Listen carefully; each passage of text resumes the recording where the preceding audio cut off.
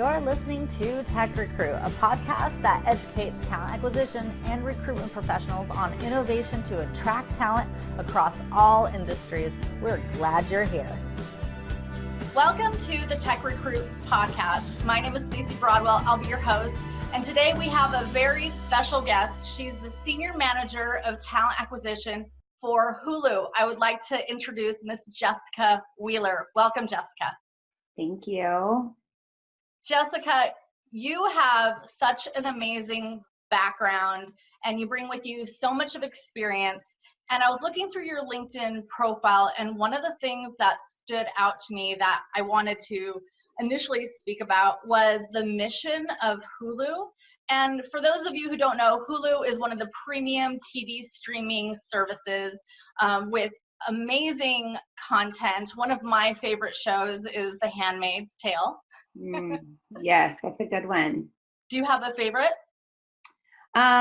So I'm really into Castle Rock, which it's darker than normal, but so that's one of my favorites. And then Casual will always be my favorite, just because I love the cast and I love the story behind it.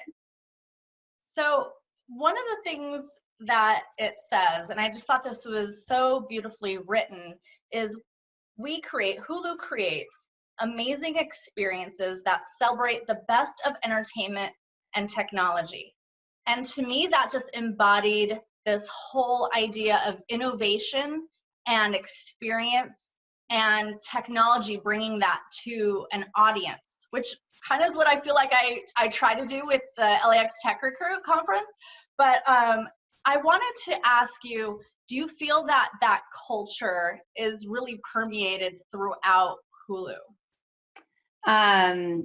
Yes, I do. And, after being here for 4 years, I would say that it absolutely is every day. And, when I was trying to decide if this was a place that I wanted to land in terms of my next role, the number one reason why I took the job was the culture.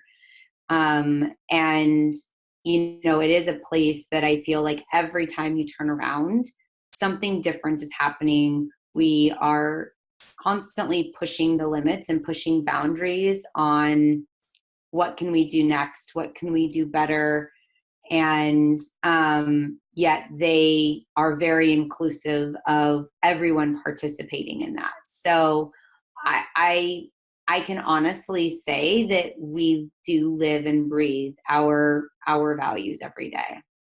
Yeah. So one of the things I wanted to put out there, I want to talk a little bit about how you got into recruiting. But before I talk about that, with every company, there are certain levels of positions, whether it's director or manager, whatever the hierarchy or organizational chart might be. And I wanted to discuss a little bit about your role and what you're overseeing at Hulu, because you oversee a lot of recruiters, recruitment managers, sourcer coordinators, and in multiple cities. Tell us a little bit about the organizational structure that you're overseeing. Yeah, so Hulu is actually very flat.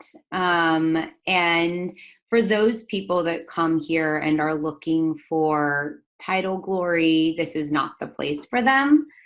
I would say you really have to take a look at the scope of the role. And I'm someone who had to adjust to that, specifically because when I got here, I was a manager. And I was like, well, gosh, I've been a people manager for a while. So it was that part was a little bit, I definitely had to adjust to that. Having said that though, my role today is definitely much larger than what it was 4 years ago. But so I oversee anything around recruiting or talent acquisition now, minus the operations piece. I used to have operations under me, but that was moved out back under our global head of about a month and a half ago, 2 months ago-ish. And so my team is sourcing, my team is coordination, recruiters, senior recruiters, and recruiting managers. We have responsibility for employment branding. It's a dotted line, and then a dotted line analyst. So tell me a little bit about how many people are on each team and the different divisions that you oversee. So I feel like it was 5 different departments or 5 different managers with teams underneath them when we spoke last. Yeah, so there is a team in New York that's very small. That's a smaller office for us. There is a team in San Antonio that is a smaller team, but that's because we also have our RPO that we manage that does the majority of the hiring there. There used to be a team in Seattle. We recently moved that team out of Seattle, and they sit in Santa Monica. And then there is the tech and the non-tech team here in Santa Monica, and then there is Beijing.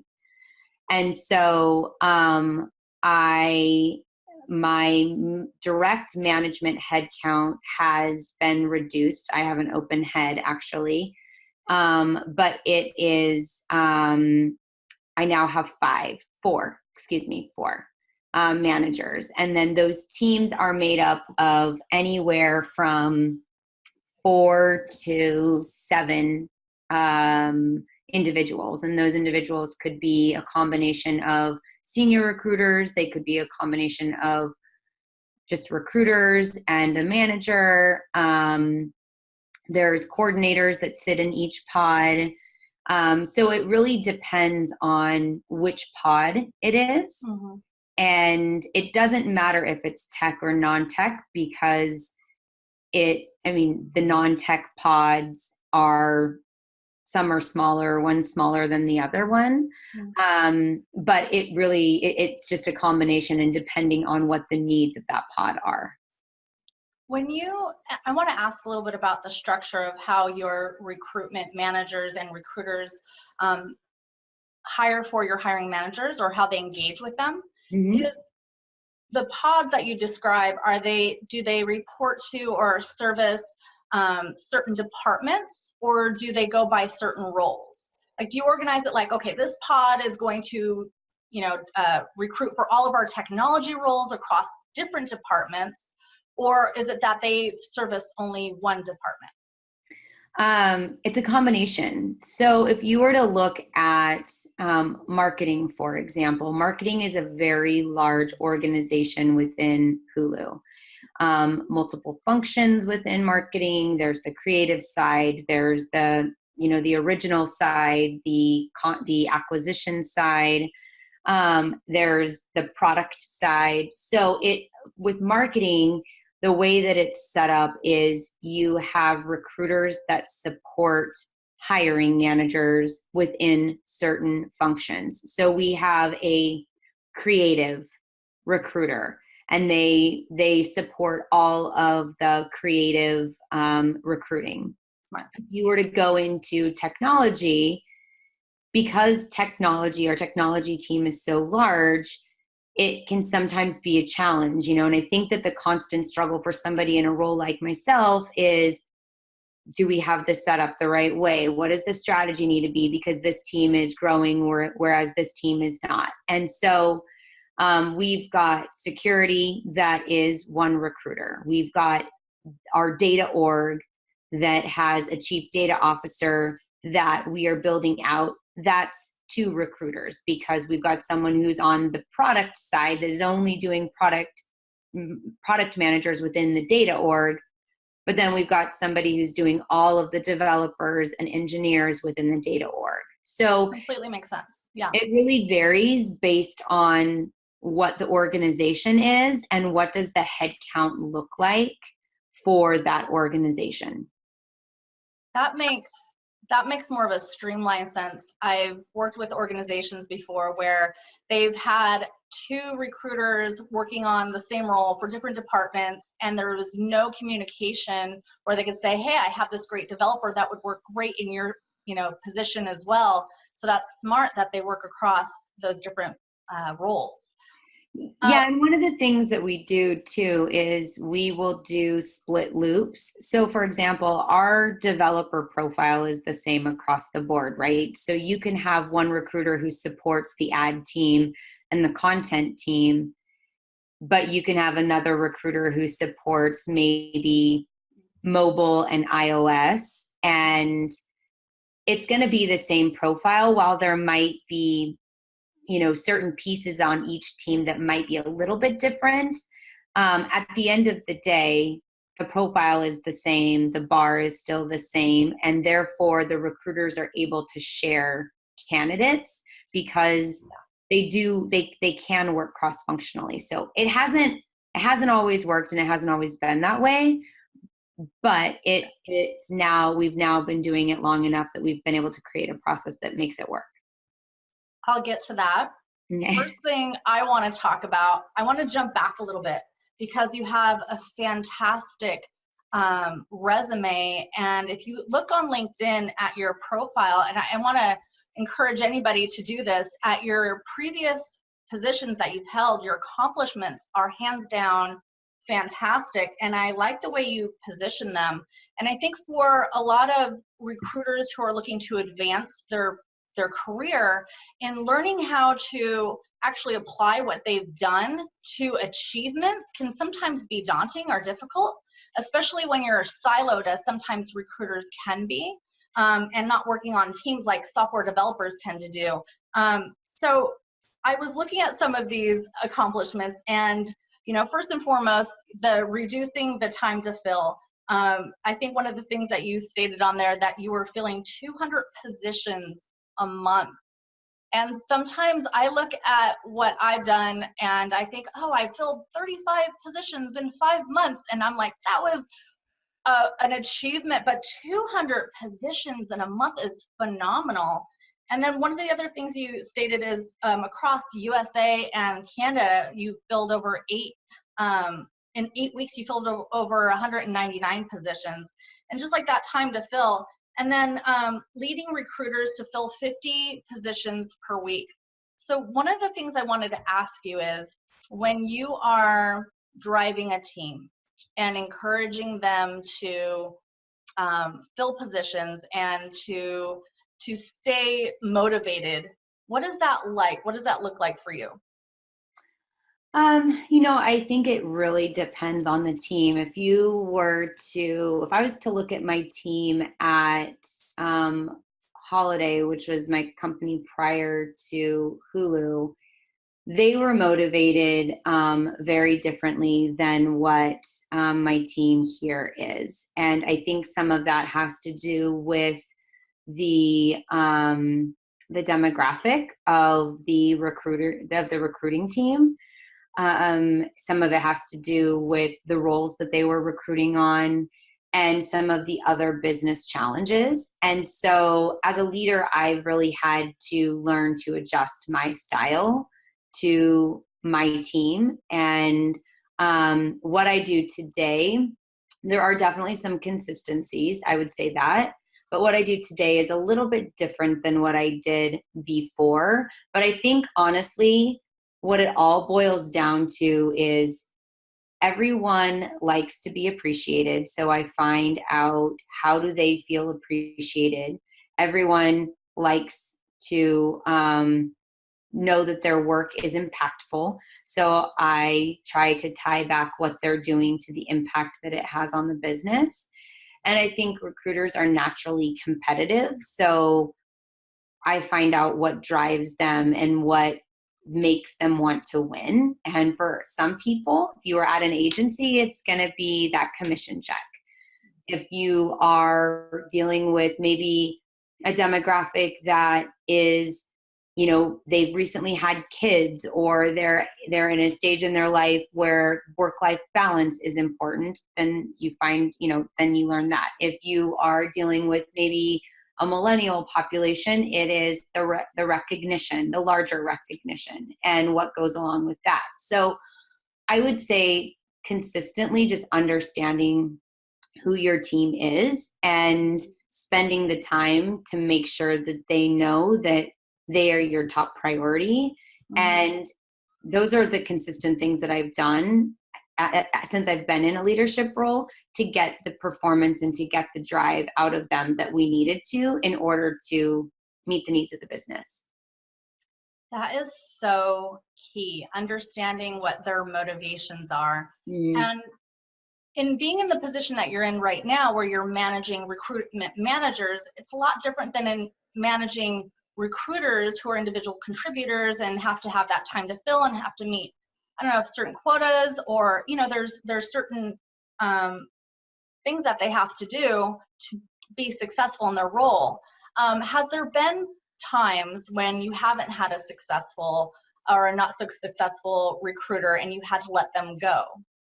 Oh gosh, yeah. Yeah. I mean, I think managing a manager out is a lot harder than managing a recruiter out, right? Because the manager, in theory, would be responsible for more bodies, and you run the risk of those people who like their management style, those people who appreciate them as a manager.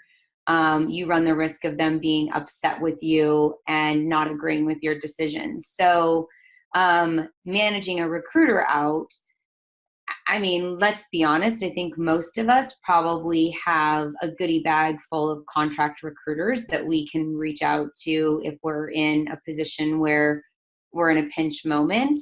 Sure. And so that's a little bit easier of a fix. Yeah, there's still going to be some change management, and there's going to be some ramp up. But at the end of the day, we probably even have some recruiters on the team who can pick up some of those requisitions while we are ramping up the contractor. So it's never fun, regardless of what level the position is. But yeah, I mean, I've definitely had to manage recruiters out, and it's unfortunate because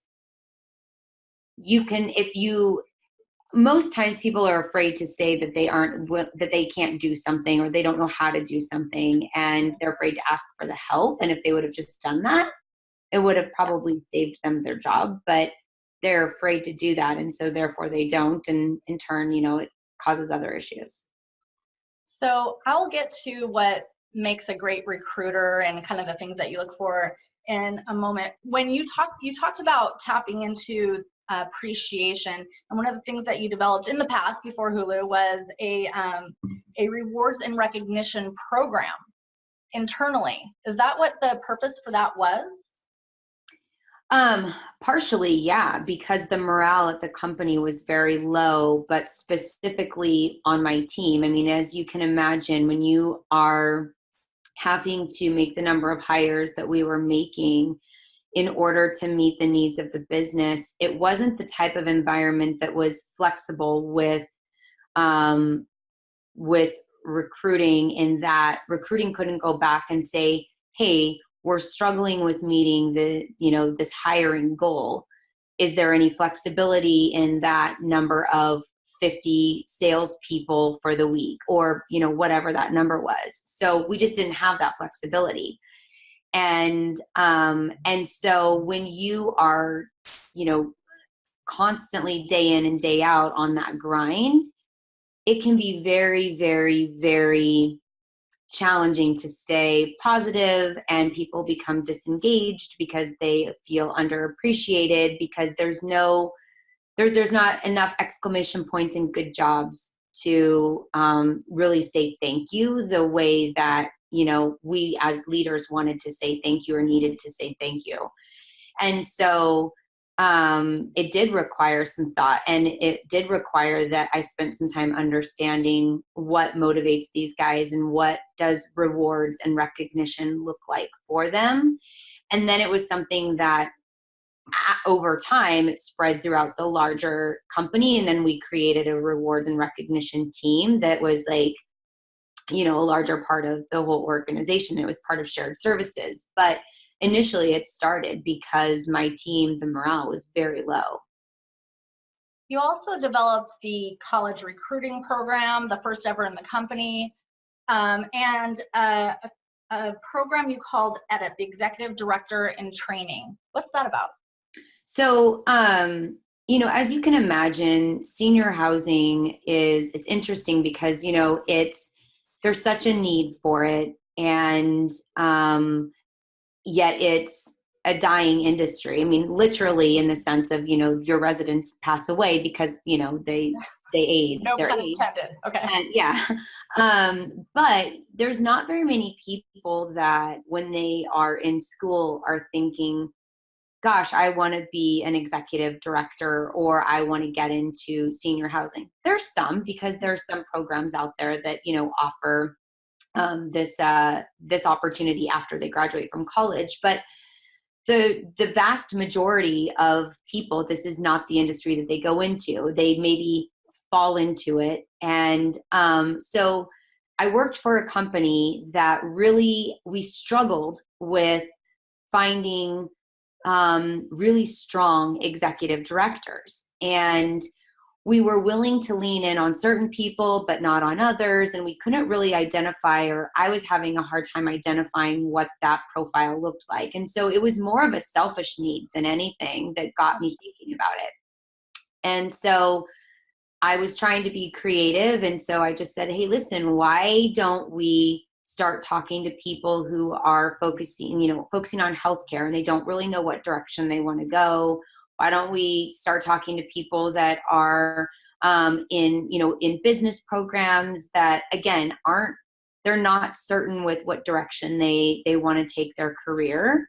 And we want to highlight the benefits of working for and running basically their own operation. And, as an executive director, there were certain buildings that we were allowed to take a higher risk on someone and lean in on somebody just because the way that the profit margins worked out for us. But then there were other buildings where we couldn't do that. And so we identified what those buildings were, and we gave individuals who either just come out of college or who were not sure which direction they wanted to go, the opportunity to basically run a building with concurrently with an executive director who was looking for more opportunity to mentor and develop. And so they would work with a more senior executive director at one of our other buildings to get brought up to speed. And then eventually they'd be able to take over the smaller building.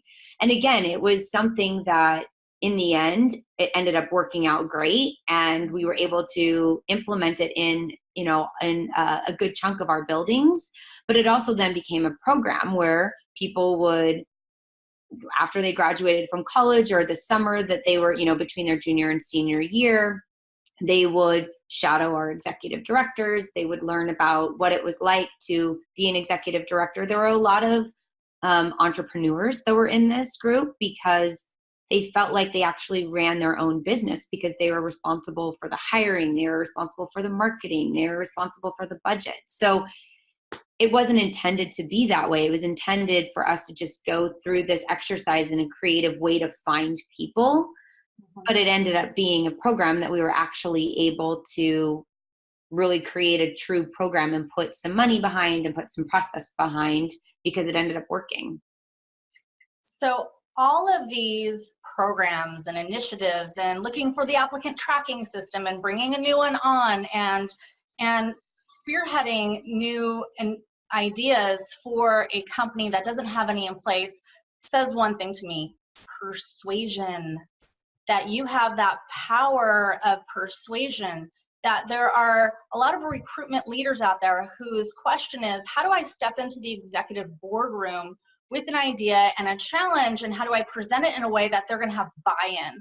So I guess I want to ask you, well, two things. Is that something that you feel is your forte? Do you feel like that's one of your qualities? Is it something that you're constantly working on? Yeah. I think that one of my one of my strengths is definitely relationship building. And part of that is that, you know, with when someone builds a positive relationship, there's that trust that's there, right? And I approach things with positive intent. And so I feel like because of that, I'm able to influence the business in ways that maybe somebody who doesn't have a good relationship or who doesn't always come with positive intent, they might have all of the data and all of the facts in the world behind them. But if the person that you're talking to doesn't trust you or just genuinely doesn't care for you, they're not going to go with you in your proposal, right? So, and I can speak to that because I was in that position. I was on the side of the table where I had to make the decision, and there were two companies that were presenting something to me. One company, I genuinely enjoyed them and their approach. They were more expensive, but at the end of the day, I felt the chemistry was better with us and I trusted them. Whereas the other company they were much less.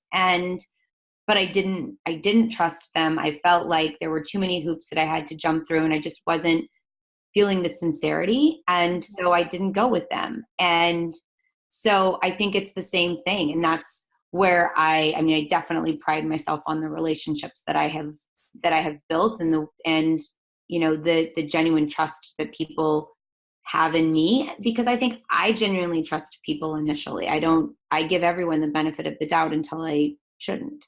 Even sometimes I still do. I think that is an important attribute for those who are listening to recognize, where it is the power of persuasion and being able to motivate teams comes from that position of a positive intention. So that's a real key takeaway. Let me ask you, how did you get into recruiting? What was your start? I was in sales. I was managing an inside sales team at a technology company, and I was losing my job because of an acquisition.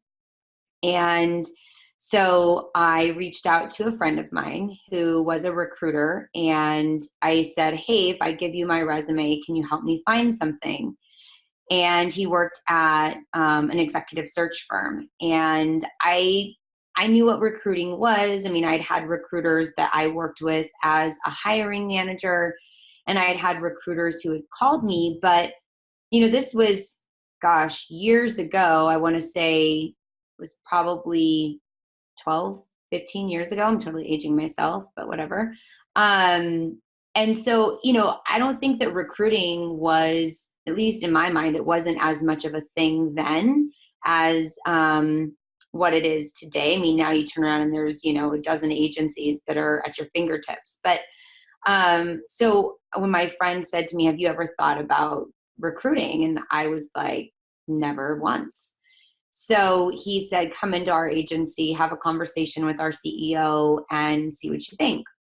So I did, and I started out in the agency world, and I worked a desk, and it was the hardest job that I've ever had because I was on a draw. I didn't make any money unless I made placements, and it established very, very, very healthy behaviors, in the sense that if I didn't have a certain number of phone calls, if I didn't have a certain number of call time, if I didn't have a certain number of send outs, data was going to tell me that I wasn't going to make the hire. And my boss was going to tell me that I wasn't on the phone long enough. And my bank account was going to tell me that I needed to hurry the heck up because I wasn't going to be able to make my mortgage payment. So, you know,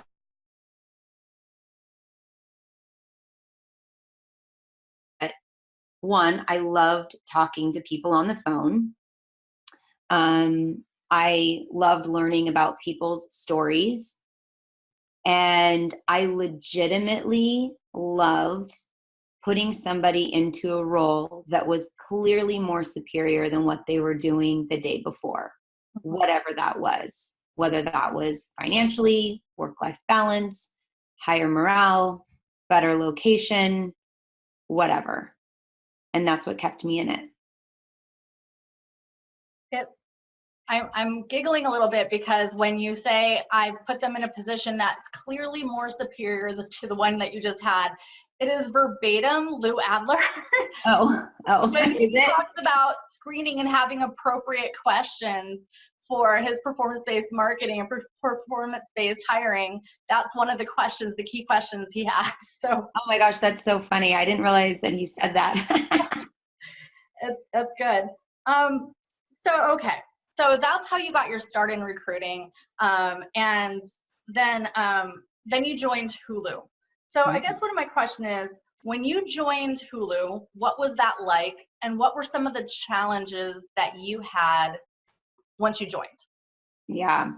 So challenge number one was that I was moving from Portland, Oregon to Los Angeles, California, and I had a young daughter, and my husband had to stay back in Portland with his job for a while. So there were personal challenges that went along with making the move. So that was, I'll keep that in the back of your mind as I'm dealing with some of the other challenges. So challenge number one was the individual that hired me. I took the job, one, because of the culture, two, because of the people. And he left 4 months into me joining. And so that was very disheartening for me. Second challenge was I was in technology, I was in media, and I was in entertainment. 3 spaces that I really didn't know anything about. So I had to learn very quickly what it meant to live in that intersection. Third challenge was I needed to build out a team, and I needed to be able to make 720 hires a year while I was doing it. And then the next challenge was, okay, I have the team, I'm making the hires, but I also have 17 individual contributors, and I'm about ready to pull my hair out because I have 0 time in my day to analyze and look at anything else, where we had very limited processes. We had 0 data. We didn't have any metrics in place to really measure the recruiters. So, there's been plenty of challenges since I have been here, but I would say the biggest ones initially were really that I lost my leader. I had to build out this team, and I had to learn a space that I didn't know anything about. Okay, so you're at Hulu. You're learning technology. You're learning entertainment, which yes, can be very daunting, and there's some ramp up time involved. And plus, you're managing. So when you came in, were you managing initially individual contributors and a recruiter teams? Yeah. And so there was no data in place. There was no, these are metrics to identify the performance of your recruitment teams. Right. So what did you do to persuade the team or the executive board to start using metrics, or is this something that you did on your own? So we had an analyst as part of the recruiting operations team. And he and I partnered pretty closely together because he was building out a dashboard, because we were at a stage company-wide where we needed to start reporting out just recruiting in general. Like what were some of the challenges, that we were having? Why weren't the positions being filled fast enough? They needed to just see some data points, because we are a very data-driven company, and up to a certain point, we weren't really ready for that. But we were now at a point where recruiting needed to jump on the bandwagon and be more data-driven as well. And so I partnered with him. But to be really honest, I didn't put any metrics in place with the team until I established credibility with them.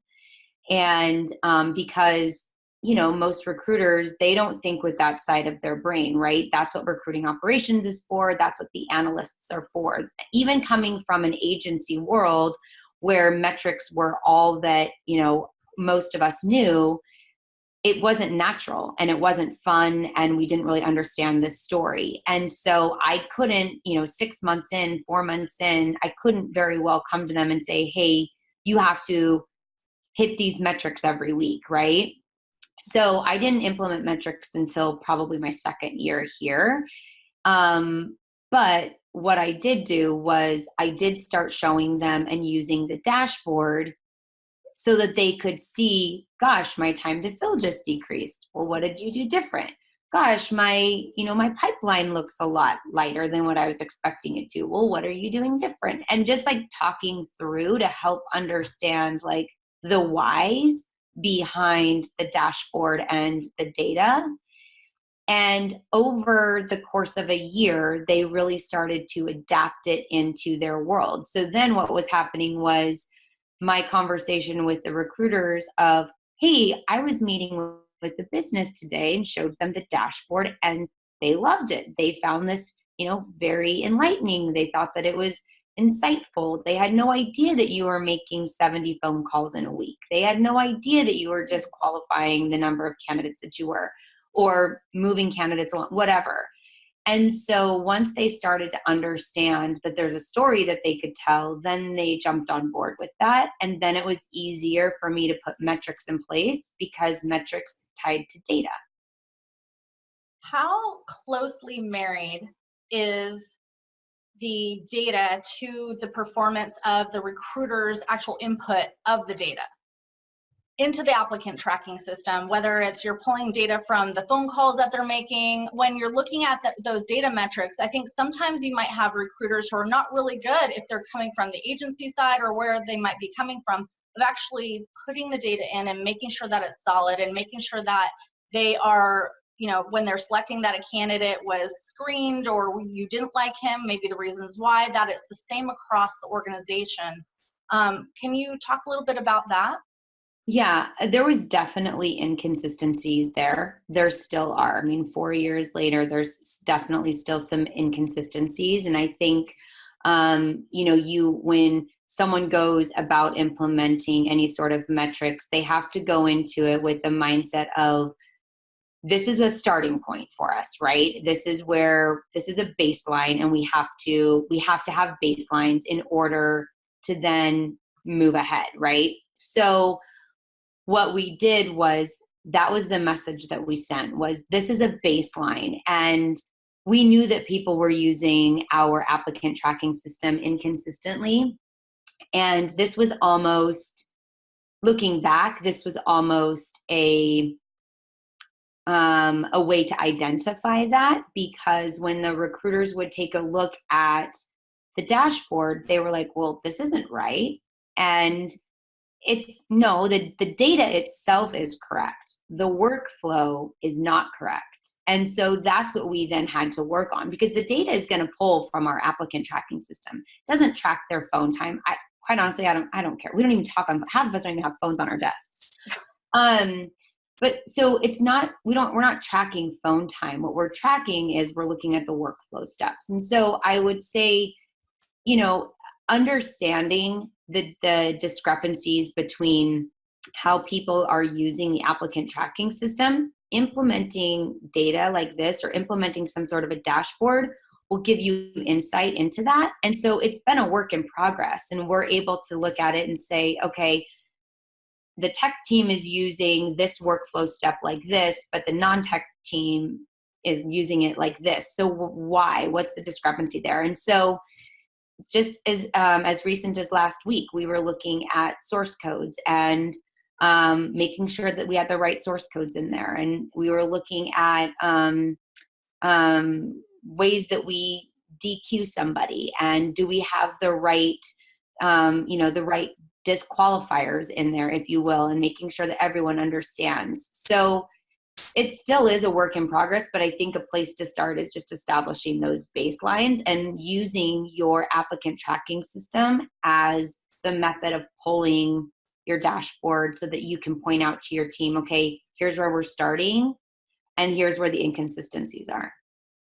Are there certain metrics that are most important to you? And again, when we're talking about data, I think of two different things. I think of data internally to manage your recruitment team, and then the data to manage your advertising and where your sales, your funnels for your recruitment candidate pipelines are coming from. But on the internal managing your recruitment team, what are some of the metrics that you look at?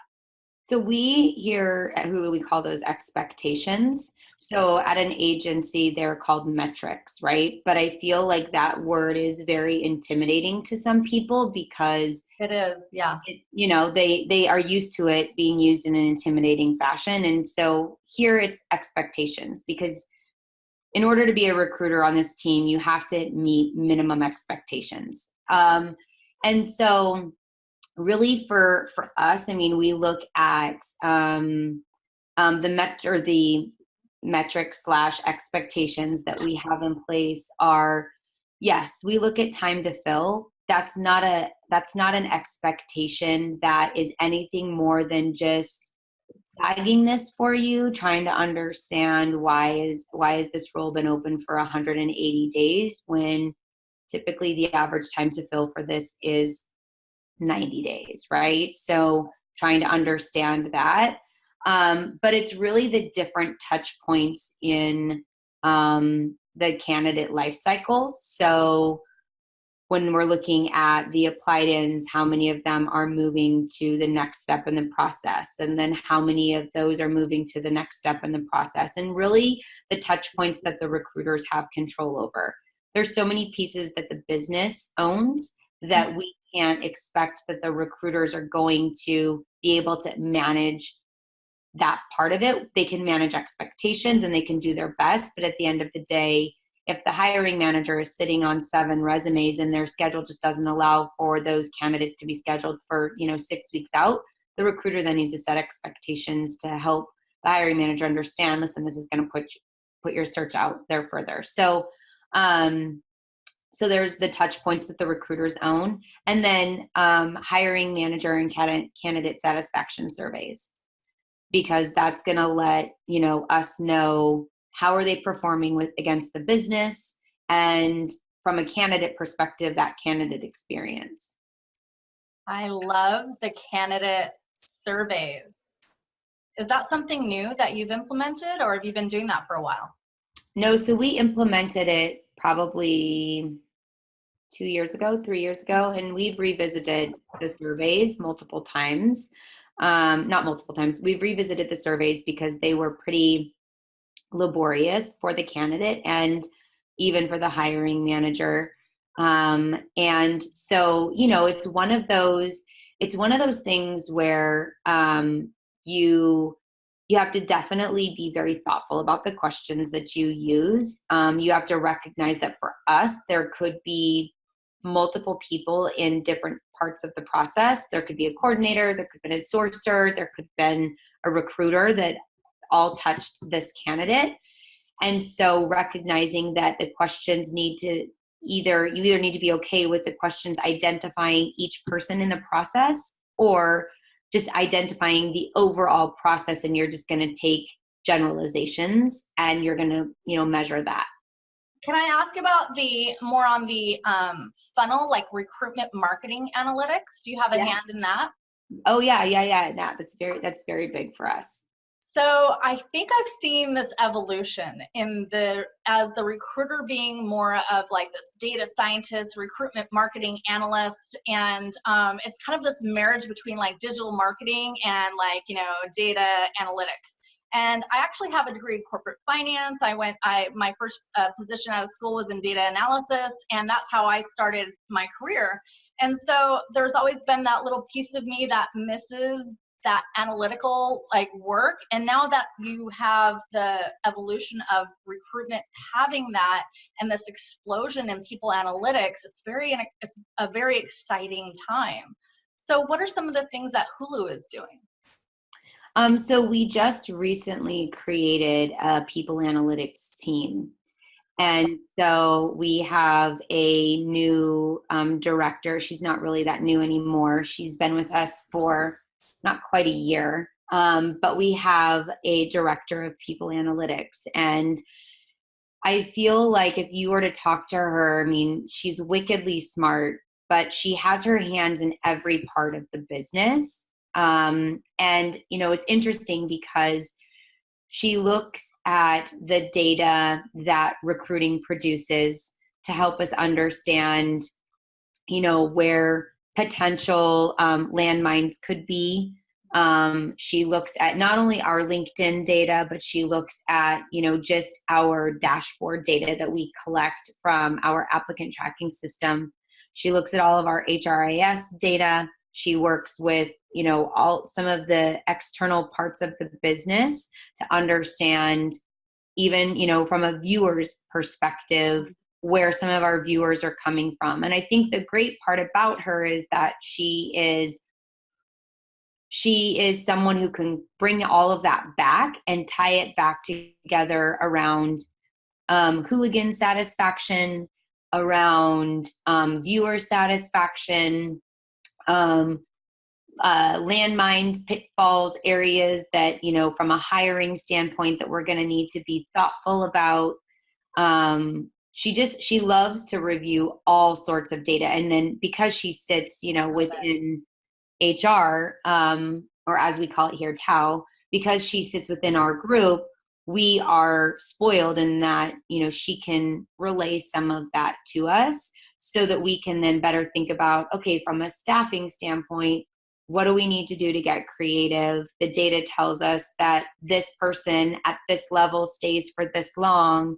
We know that the average tenure of this team is getting to that point. Are we going to need to start pipelining for those roles or, something along those lines? That is so key with the analytics that is being done, that predictive ability of analytics to make an impact on your organization. And it's interesting seeing how companies are really putting budget into developing those technologies and those capabilities. Yeah. So, yeah, I would love to talk to her, actually. Our next conference is on people analytics. That's our theme. So okay. Maybe there's some opportunity there. Yeah. I'm happy to make the introduction. Thank you. Yeah. So you spoke at LAX TechRecruit on how to build talent acquisition teams. I wanted to ask you quickly before we head out, what are the things that you look for in your hiring for yourself recruitment managers? What is some of the DNA of a recruitment manager that you look for to join Hulus teams? Yeah, I think that for me, I want someone who is passionate about people. I want someone who is excited about developing teams and developing others, because here at Hulu, we hire very ambitious individuals. And we say here at Hulu, you own your own career. And so knowing that, we've got people who are constantly striving to develop, and develop doesn't necessarily need to mean promotion. So somebody who can find ways to develop people that isn't necessarily meaning that they're going to get a promotion. So far those two things. I want for them to be a good listener, because a lot of times people don't really know exactly what it is that they want, but sometimes they just need to be able to talk things out. And if you've got someone who's not a good listener, then that unfortunately, it's going to go in one ear and right out the other, right? So they're not going to be able to help solve for some of the problems. The business acumen and then the political savvy are two other things, because having that political savvy is going to allow them to understand how to have conversations with the larger part of the business, and the business acumen is going to just make those conversations go that much smoother, because they really truly understand what they're getting themselves into. Now, does that mean that they have to know what it's like to recruit in content, or what it's like to recruit in the marketing space? Not necessarily. But I would say that if they understood that the makeup of their team was in the tech space, that they had been a tech recruiter for a portion of their career, and that they had a progressive career as a tech recruiter. If they were on the non-tech side, I would want to understand what were some of their accomplishments on the non-tech side of the business that they did as a recruiter, that they had as a recruiter, because I think that those accomplishments will help them understand how to help their recruiters in their day-to-day recruiting stuff, how to make that an accomplishment, or how to turn that into a project, which can be an accomplishment. So do you currently have positions that you're looking to fill? If so, where can listeners find them, and how can they reach out to you, or how can they apply? Yes, I do. I've got a manager position that's open right now that is overseeing a combination of tech and non-tech, because it is pretty specific. It's our ad tech, or our ad product, ad sales manager. So if they are interested in applying, they can go to our website and apply. And then we have a tech recruiter position that is also open. And again, they can go to our website and apply there too. Are both these positions in Los Angeles? Yes. All right. Well, thank you. I want to leave with one last question. Did you have a mentor or somebody who influenced you in recruiting? I did. I had one earlier in my career. I had one in the middle of my career, and I have a couple of them now. And I cannot recommend it enough. These people were my backbone to helping me make decisions. They gave me great ideas. They talked me off the ledge. They were encouraging when I didn't have a boss that was encouraging. But most of all, I think that they were a fan of me, and they were supportive of me, but they were very honest in their approach with me. Excellent. That always helps. Jessica Wheeler, thank you so much for your time. We really appreciate you being on the TechRecruit podcast. Take care. Yeah, it was great. Thank you for having me.